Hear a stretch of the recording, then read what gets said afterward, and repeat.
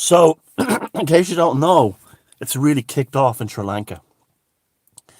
The people there, like those of you know that I went to Sri Lanka and it literally changed my life, and I fell in love with the country and the Sri Lankan people and the culture, and both the Tamils and the Sinhalese people both just fell in love with the country in every way. And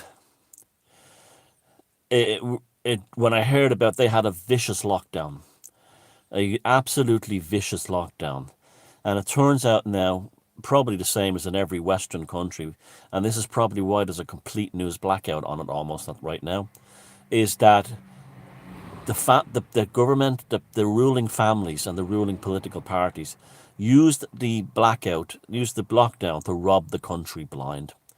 Something like 20 million US dollars have gone missing. And they've gone into the bank accounts of the politicians and their friends and families and cronies. This was all done with the help of the Chinese Communist Party, who provided a personal security force for the Sri Lankan establishment in return for a massive port that's being developed in Colombo. You want to see it, this thing is gigantic. An ecological catastrophe it is too as well, which the Greens didn't have a problem with because it was the Chinese communists that made it. But this massive port is being container port is being built in Colombo, and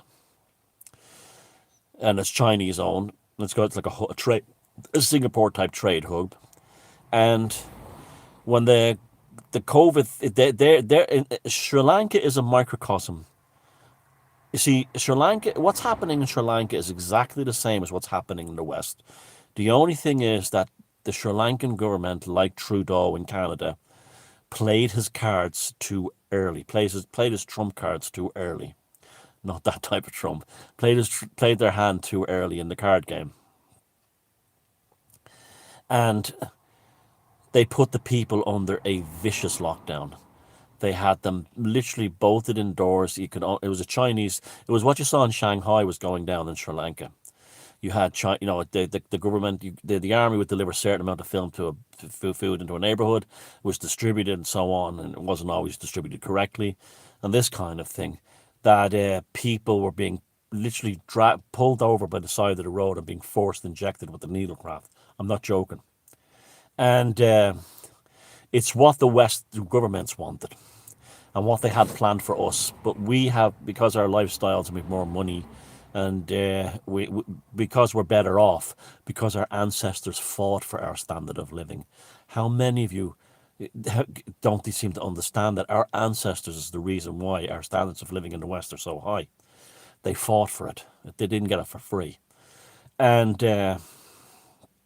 so the lockdown went on, and then during the lockdown, as it was ending, the last second half of the lockdown, the government decided to implement a green policy.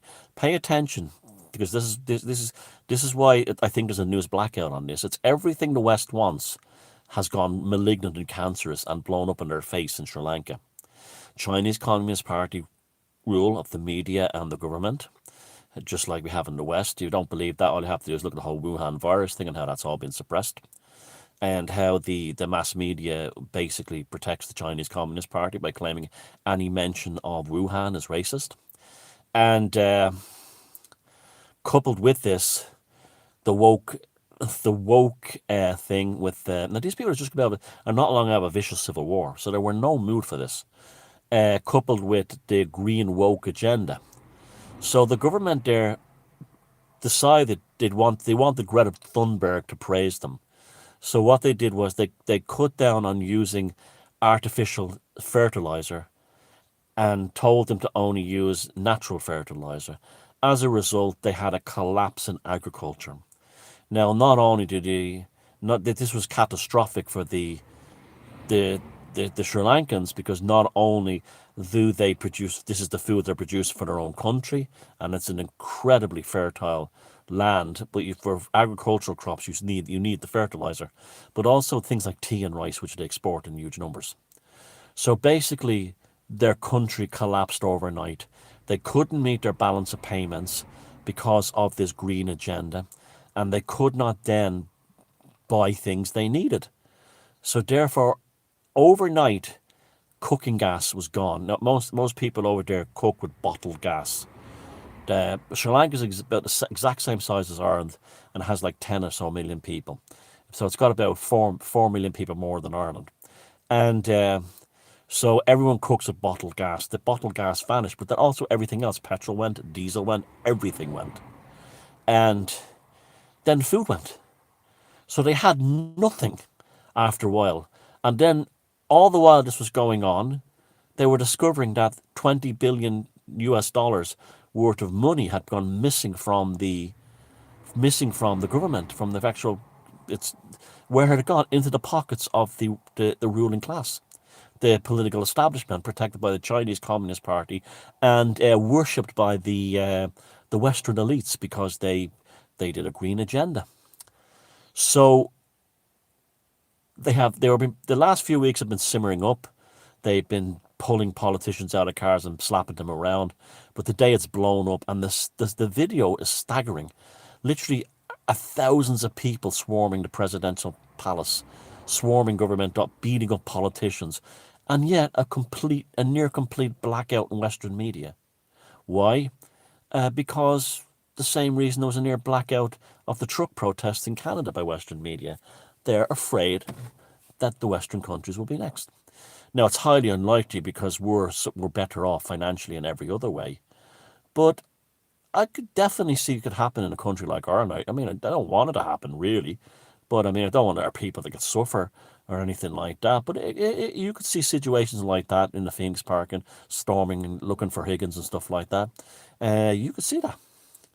If they had a law saying, say the left, because Ireland is communist and the whole political system is left wing, that they would have no problem turning the army. The trade union leaders would personally ask for the army to start killing the working classes if they rose up.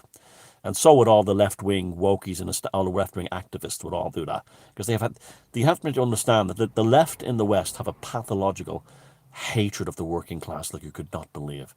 They are absolutely tormented by how much they hate the working class. So you would have, in order to placate them, you would have someone like, if they wanted a presidential order here in Ireland to shoot Irish people who were rioting for food, Michael D. Higgins would have no problem doing that because, the globalists first, Irish people second, especially the working class, they're disposable. So it won't happen. I couldn't see it happening here, but it only would happen if there's a complete collapse in food and stuff like that. Very unlikely that's going to happen. Ireland is in a much better financial situation than countries like Sri Lanka. The standard of living here is way, way higher in every level. But so it won't happen. But it could happen in any country if the same situation you had in Sri Lanka happened anywhere else. And also people say, well, they stole the money, it's different there.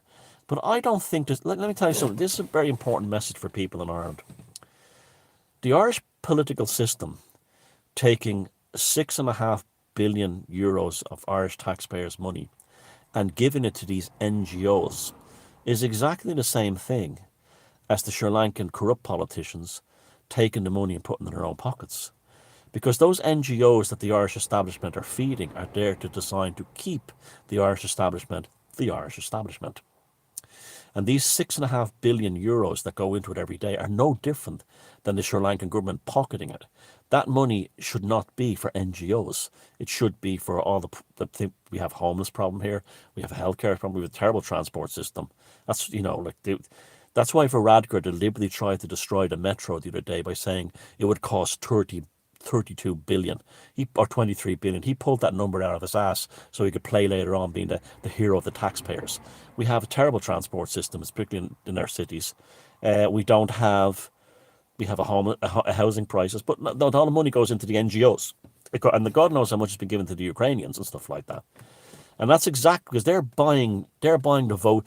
You see, what happens is in a third world country, when the government raids the treasury, it's to buy power and to maintain power. While the establishment in Western countries like Ireland still rob the treasury for the same reason. That's why they also flood the country with immigrants, because they will be the ones, they will give them freebies and they will be loyal to them. So they're robbing the treasury, the Irish establishment, to keep themselves the Irish establishment. And they're doing, it's the same thing, but it's much more devious and psychopathic in its own way. But I mean, anyone who says in Ireland, oh, Ireland is different, no, it's not. The money's just going to NGOs rather than going to the pockets of the establishment. But it's still, in the end, is serving the same establishment. So what's happening in Sri Lanka has all the Western powers worried. You have all these. I see all these posts saying, telling the people of Sri Lanka from like the U.S. government, people of Sri Lanka, violence is not the answer. Engaging with your politicians is. The same politicians who basically starved them to death. Same politicians who put them under a vicious lockdown. You should engage with them now.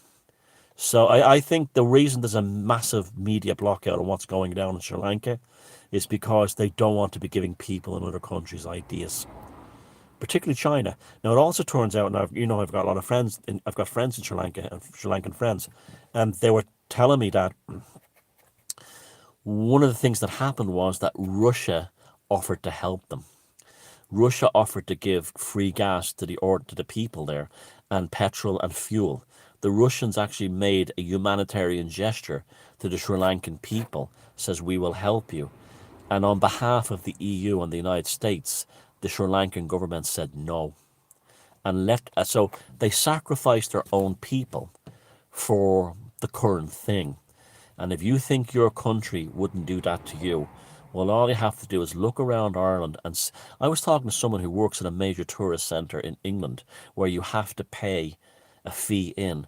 They've been told not to charge Ukrainians. So if you think that your government wouldn't sacrifice you for someone else, for the current thing, well, all I have to do is let's see how much money is being spent on the Ukrainian thing. Now, again, I have no problem with Ukrainians if they're genuine refugees, but it's only a tiny part of Ukraine is actually under war. The rest of life is going on normal.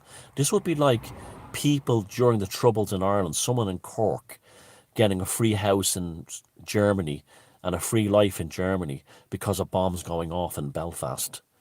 That's literally what Ukraine is vast. So what happened in Sri Lanka is happening in all Western countries, but in a different way. A less sort of like dirty hands-on way, but still happening. So that's the real reason when the Sri Lankan people found out that the Russians wanted to give gas and petrol and diesel to Sri Lanka, and the Sri Lankan government said no in order because of the current thing in the Ukraine. That's when the Sri Lankan people went nuts and rose up and started storming presidential palaces and government buildings.